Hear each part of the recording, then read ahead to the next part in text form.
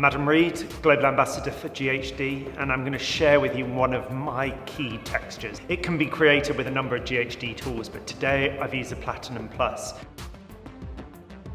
I prepped today's look using the incredible limited edition Helios.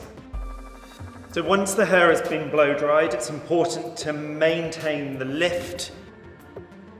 So I take sections, I gently move the Platinum Plus through the hair and then allow that to drop and pass.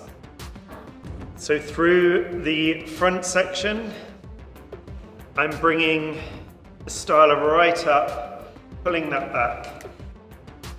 So I follow exactly the same styling section, and I'm just gently backcombing the root using my GHD comb to give hold through the lift.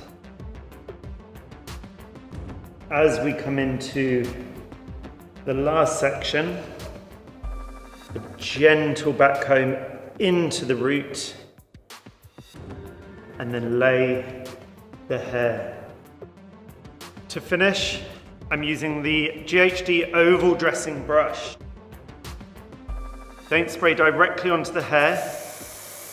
Spray your brush and mold that through the hair.